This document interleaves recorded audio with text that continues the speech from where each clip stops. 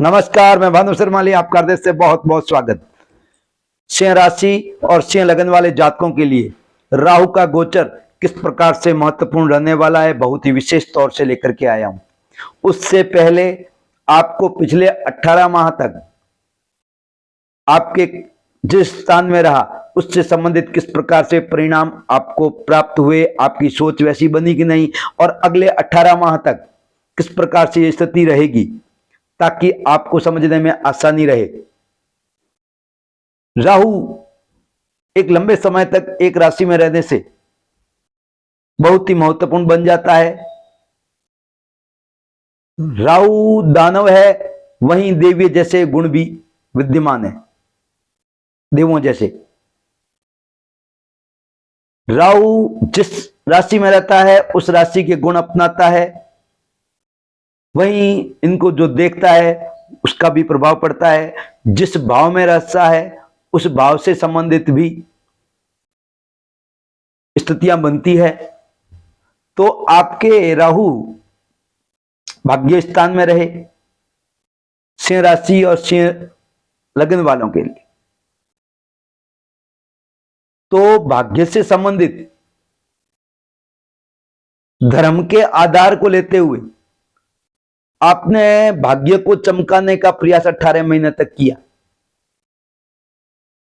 वहीं राहु आपके परिवार का, पिता से संबंधित जो सपने थे उनको भाग्य के द्वारा उनको पूर्ण करने की मानसिक स्थिति आपकी रही। वहीं राहु एक होशियार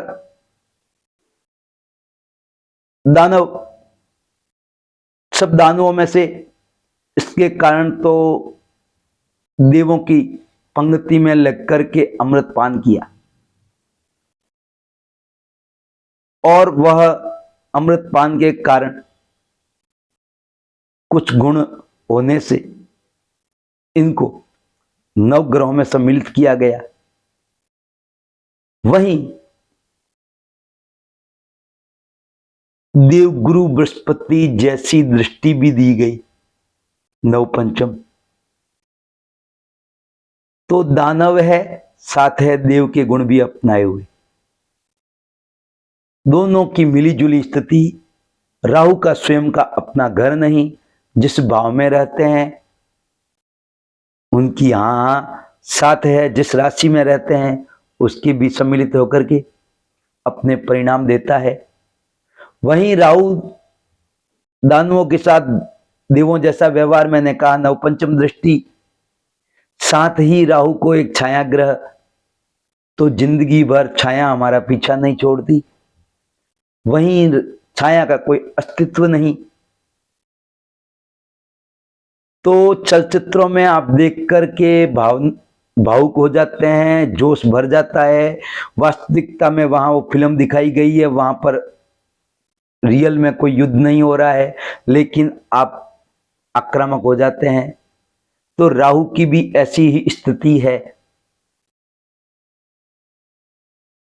तो राहु आपके भाग्य भवन में रहे तो मैंने बताया आपको कि राहु आप भाग्य को चमकाने का प्रयास, भाग्य से कुछ प्राप्त करने की स्थितियां, भाग्य के पीछे भागते हुए आपकी मानसिक स्थिति, क्योंकि राहु ने आपके स्वयं को देखा है, अपंचम दृष्टि आपके लगन पर रही, जो एक महत्वपूर्ण हो जाता है कि राहु लगन को देखने से आप स्वयं, आप अपने विचार, व्यक्तित्व को समाज में, परिवार में, जनता में निखारने का प्रयास, आपकी मानसिक स्थिति इस प्रकार से रही। वहीं उनकी सप्तम दृष्टि राहु की आपके कर्म स्थान में रही, तो आप कर्म को भी सुधारने का प्रयास, कर्म की बहुत ही ऊंचाइयां प्राप्त करने का, वहां केतु विराजमान थे, केतु बहुत ही ऊंचाइयां प्राप्त करने की स्थिति रहती है। तो कर्म को आपने निखारा, अपने छोटे भाई बहनों को की ओर भी ध्यान दिया, अपने मित्रों की ओर भी ध्यान दिया। वहीं राहु को शनिवत और केतु को मंगलवत कहा है। तो राहु एक शनि, एक न्याय प्रिय एक समझदार स्थिति वाला, और केतु को आक्रामक ऊर्जावान, मंगल को आक्रामक ऊर्जावान, क्योंकि केतु मंगल जैसी स्थितियों को दर्शाता है और वैसे ही परिणाम देता है। तो यह स्थिति आपके, उनकी नवम दृष्टि आपके भाग्य भवन से आपके शिक्षा और ज्ञान और संतान से संबंधित रही, तो कहीं न कहीं 18 महीने तक आप अपनी संतान से संबंधित चिंतित भी रहे। मेरी बातों को आप समझने का प्रयास करें ताकि 18 महीने तक अगले आपके किस स्थिति में रहने वाले हैं उसकी संपूर्ण जानकारी दूंगा। तो वहीं आप शिक्षा ग्रहण कर रहे थे तो कुछ विचलित भी हुए, वहां अच्छे परिणाम भी प्राप्त हुए, वहीं कुछ दिशा भी बदली,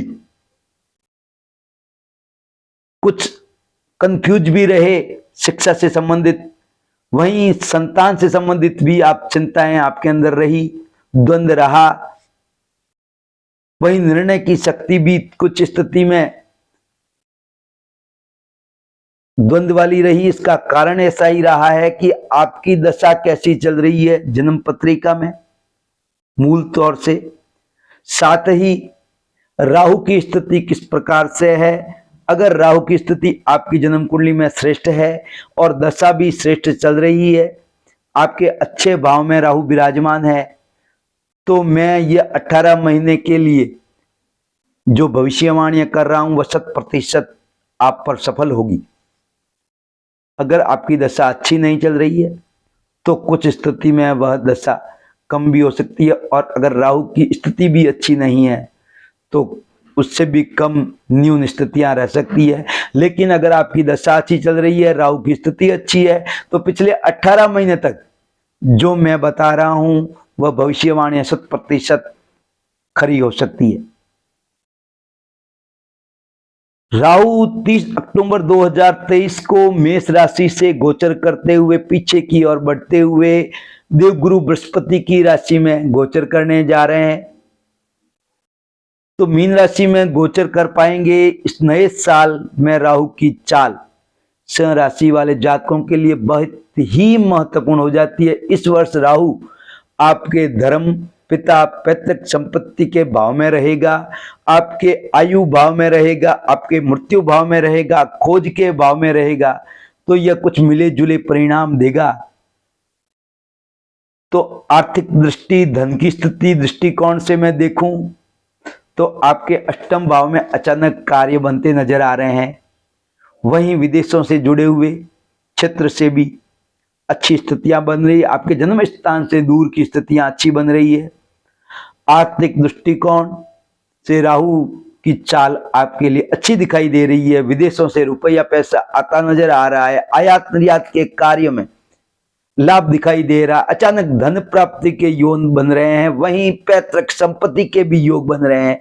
पिता का सहयोग, आशीर्वाद आप पर पूर्ण बना हुआ है। उनकी सलाह आपके लिए बड़ी कारगर साबित प्रत्येक पिता की रहती है। लेकिन यहाँ पर आपको जो एक रास्ता दिखाएंगे पिता या बड़े व्यक्ति, वह आपके लिए बहुत ही सामाजिक प्रतिष्ठा से लाभ की मिलने की संभावनाएं बन रही है। वहीं करियर और व्यवसाय में, सेना या सरकारी नौकरी में कार्यरत लोगों के लिए इस साल राहु आपको अनुकूल नजर आएगा। जहां आप अपनी स्थिति को अच्छा समझ रहे हैं वहां स्थानांतरण होने की स्थिति भी रहेगी, वहां ट्रांसफर होने की भी स्थिति रहेगी। आप अपने गंतव्य स्थान पर पहुंच भी जाएंगे। आप जो कंपटीशन की तैयारी में जुटे हुए लोग, लाभ मिलने की स्थिति संकेत मुझे दिखाई दे रहे हैं। बड़े पद पर बैठे हुए व्यक्ति से आपको लाभ की स्थितियां बन रही है। सामाजिक प्रतिष्ठा बढ़ेगी, भाग्योदय आपका होगा, भाग्य आपका साथ देगा। जीवन में अचानक बदलाव आएंगे।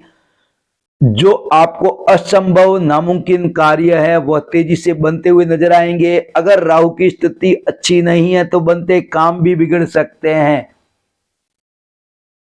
कुल मिलाकर कहूं तो आप जो इस क्षेत्र से जुड़े हुए केमिकल से, भूगर्भ से संबंधित क्षेत्र या कहीं रिसर्च कर रहे हैं, 18 माह जो आपने रिसर्च किया है, वहां अचानक आपको लाभ की स्थितियां नजर आएगी, आपके काम बनते नजर आएंगे। पैतृक संपत्ति, रिसर्च से संबंधित कार्य, वहीं सरकारी क्षेत्र से जुड़े हुए या जुड़ना चाहते हैं तो वहां आपको अचानक से बड़े बदलाव नजर आएंगे। या 18 महीने तक आपको सरकारी क्षेत्र से संबंधित कार्य बनते नजर आएंगे, वहां से लाभ की स्थितियां बनती नजर आएगी, वहां आप अपना दबदबा बनाते हुए नजर आएंगे। अब मैं आपसे अनुमति लेना चाहूंगा, मेरा यह कार्यक्रम आपको अच्छा लगा हो तो लाइक करिएगा, सब्सक्राइब भी करिएगा और शेयर भी करिएगा, साथ ही कमेंट करके मेरे को बताइए, मैं ताकि आपके लिए बहुत ही अच्छी सोच करके आपके लिए अन्य कार्यक्रम लेकर आता रहूं। तब तक के लिए मुझे अनुमति दीजिए। स्वस्थ रहें, प्रसन्न रहें, मस्त रहें, भगवती का आप पर आशीर्वाद सदा बना रहे।